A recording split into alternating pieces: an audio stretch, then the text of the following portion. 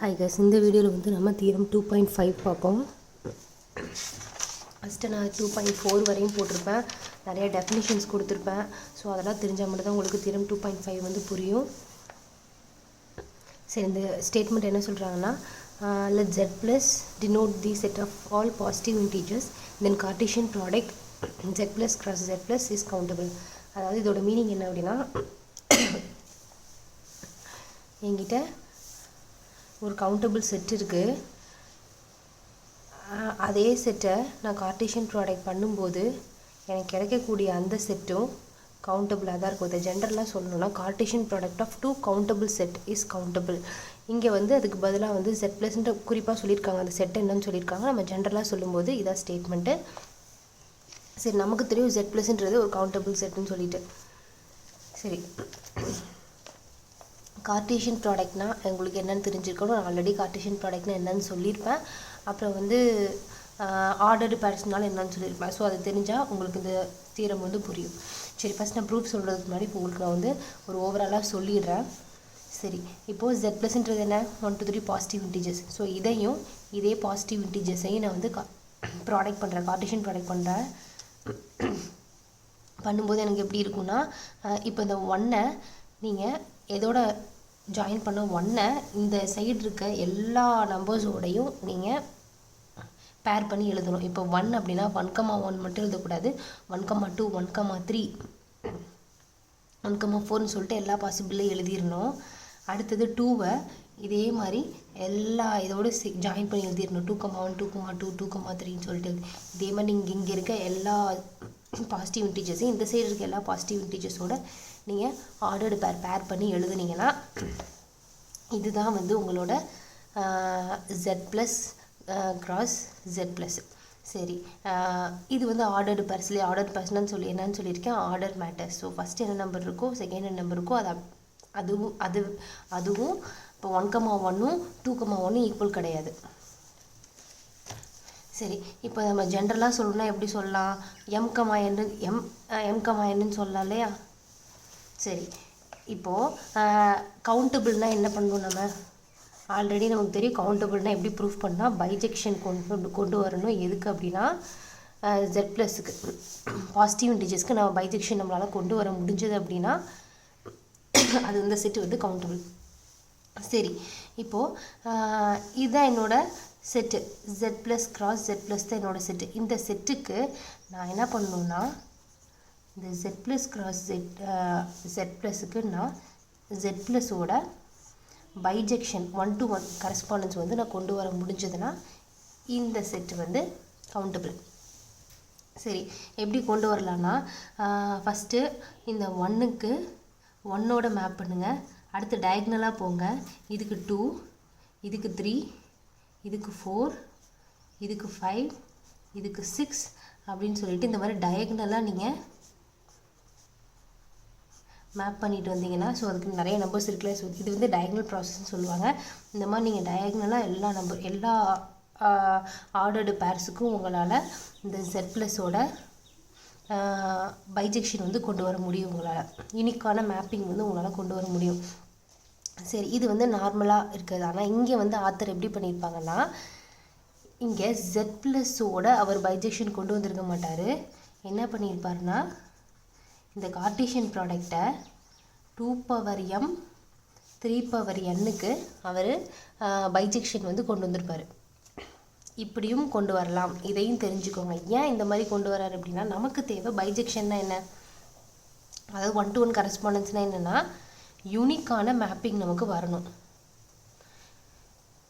Plus no repeated outputs அதெல்லாம் எதுவுமே இருக்கக்கூடாது. யூனிக்கான மேப்பிங் டொமைன் கோடொமைனில் எல்லாமே மேப்பாக இருக்கணும். இதுதான் வந்து பைஜெக்ஷன். நீங்கள் பைஜெக்ஷனை Z ப்ளஸுக்கு மட்டும் கொண்டு வரணும்னு அவசியம் கிடையாது. உங்களால் வேறு எதுக்கு உங்களால் பைஜெக்ஷன் கொண்டு வர முடிஞ்சாலும் அது 1 to 1 கரஸ்பாண்டன்ஸ் தான், அதாவது பைஜெக்ஷன் தான். ஸோ இங்கே வந்து ஆத்தர் எதுக்கு கொண்டு வந்திருப்பாருன்னா 2m 3n கொண்டு வந்திருப்பாரு. ஏன் இதுக்கு கொண்டு வராரு அப்படின்னா, இப்போ நம்மக்கிட்ட இருக்கிறது ஆர்டர்டு பேர் m,n, அதாவது 2 நம்பர்ஸ் தான் இருக்குது பேர். இப்போது நான் ஜென்ரலாக எழுதுகிறேன், mnன்னு சொல்லிட்டு 2 பேருக்கு தான் இருக்குது.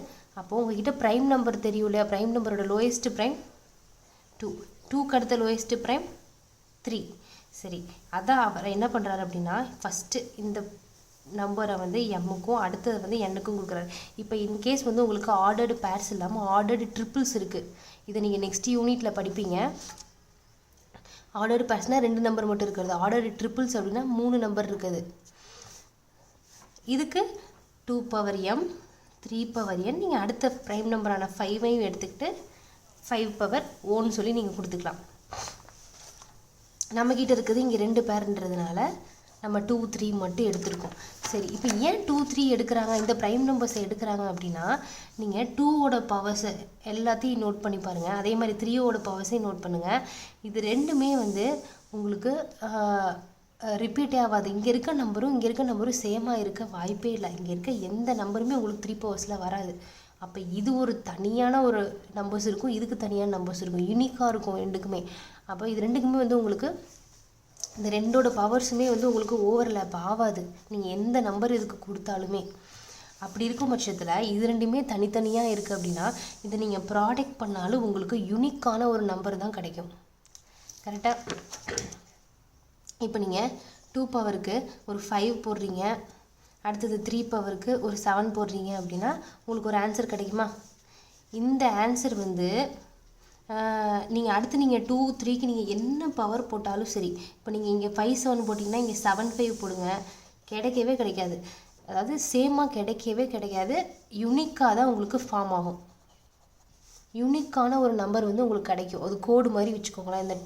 இந்த நம்பர் இப்போ இந்த 5 7க்கு எனக்கு ஒரு யூனிக்கான ஒரு கோடு வந்து கிடைக்கும். அப்போ நமக்கு என்ன தேவைன்னா பைஜெக்ஷன் என்ன யூனிக்கான ஒரு மேப்பிங் இருந்தாலே போதுமானது. அப்போது என்னோட இந்த ஒவ்வொரு ஆர்டர்டு பேருக்குமே வந்து எனக்கு இதில் நீங்கள் 2 அதாவது எம்முக்கு பதிலாக 1 அண்டு எண்ணுக்கு பதிலாக நீங்கள் 1 போடுறீங்க, போடும்போது உங்களுக்கு 6க்கு மேப் ஆகுது. இந்த 6 உங்களுக்கு அகைன் உங்களுக்கு இந்த இதில் எங்கேயுமே உங்களுக்கு வராது. 1,1க்கு மட்டும்தான் உங்களுக்கு அந்த 6 வரும். அதே மாதிரி 2,1க்கு 12, 1,2க்கு 18. இந்த மாதிரி உங்களுக்கு யூனிக்கான மேப்பிங் வந்து உங்களுக்கு கிடைக்கும். எல்லாமே உங்களுக்கு மேப் ஆகிடும். ஸோ இதையும் நம்ம என்ன சொல்லலாம் அப்படின்னா பைஜெக்ஷன் ஆர் 1-to-1 கரஸ்பாண்டன்ஸ் சொல்லலாம். ஸோ இந்த மாதிரி உங்களுக்கு ஃபார்ம் பண்ண முடிஞ்சாலும் இது கவுண்டபிள் தானே. நமக்கு தேவை பைஜெக்ஷன் ஃபார்ம் ஆகணும். சரி, இப்போ வந்து உங்களுக்கு ஏன் வந்து 2m 3n எடுத்திருக்காருன்னு உங்களுக்கு புரிஞ்சிருக்கும். ஏன்னா நமக்கு இதுலேயும் யூனிக்கான கோடு கிடைக்கிது. சரி, நம்ம ப்ரூஃப் பண்ணுவோம். நம்ம என்ன ப்ரூஃப் பண்ணுவோம்? 1-to-1 ப்ரூஃப் பண்ணாலே போதுமானது. ஏன்னா எடுத்திருக்கக்கூடிய ஃபங்க்ஷன் யூனிக்கான மேப்பிங் நமக்கு கொடுக்கும். சரி, இப்போ நம்ம 1-to-1 எப்படி ப்ரூஃப் பண்ணுவோம்? கோடொமைனில் 2 எலமெண்ட் ஈக்குவலாக இருந்தால் டொமைனில் அதோட இன்புட்டும் ஈக்குவல்னு நம்ம ப்ரூஃப் பண்ணுவோம். அப்போது இப்போ f(m1, n1) = f(m2, n2) நீங்கள் எடுத்திங்கன்னா இதோட இது எப்படி எழுதுவோம்? 2m 2m1 3n1 = 2m2 3n2. சரி, இப்போ இந்த 2 எல்லாம் ஒரு சைடு எழுதுங்க, 3 எல்லாம் ஒரு சைடு எழுதுங்க. இது ப்ராடக்ட்டில் இருக்கிறதுனால டிவைடில் போகுது. பவர் ரூல் படி இது மேலே வரும்போது மைனஸில் இருக்கும். ஸோ இப்படி இருக்குது. இப்போ இந்த ரெண்டுமே எப்போ ஈக்குவல் ஆகும்? இந்த 2 பவரும் இந்த 3 பவரும் உங்களுக்கு எப்போ ஈக்குவல் ஆகும்னா பவரில் 0 இருக்கும்போது தான் ஈக்குவல் ஆகும். கரெக்டாக? இப்போ இந்த 2 பவரில் உங்களுக்கு 0 இருக்கணும், 3 பவரில் 0 இருக்கணும். இருந்தால் எனிதிங் பவர் 0 1. அப்போ ரெண்டுமே வந்து அதோட வேல்யூ 1 1 ஈக்குவலாக இருக்கும். அப்போ நமக்கு என்னென்னா இந்த பவர் வந்து உங்களுக்கு 0 ஆகணும், இந்த பவர் உங்களுக்கு 0 ஆகணும். அப்போ நம்ம என்ன எடுத்துக்கலாம்? இந்த 2 பவருமே 0ன்னு எடுத்துக்கலாம்லே. அப்போ தான் இது ரெண்டுமே உங்களுக்கு ஈக்குவல் ஆகும். அப்போ என்ன கிடைக்கும்? m1 = m2, n2 = n1 கிடைக்கும். ஸோ நீங்கள் எப்படி பேர் பண்ணி எழுதலாம்னா m1, n1 = m2, n2ன்னு எழுதலாம். ஸோ நம்ம எடுத்தது கோடொமைனில் ஈக்குவலாக இருக்குன்னா நமக்கு டொமைன்லேயும் அது ஈக்குவலாக இருக்குது. அப்போ f வந்து 1-to-1. ஸோ நம்மளால் 1-to-1 கரஸ்பாண்டன்ஸ் கொண்டு வர முடியுது. ஸோ நம்மளோட அந்த கார்ட்டீசியன் ப்ராடக்ட்டும் கவுண்டபிள் தான். ஸோ இந்த தியரமோட ஜென்ரலைஸ்டு ஸ்டேட்மெண்ட்டு இது நல்லா தெரிஞ்சு வச்சுக்கோங்க. Cartesian product of 2 countable set is countable.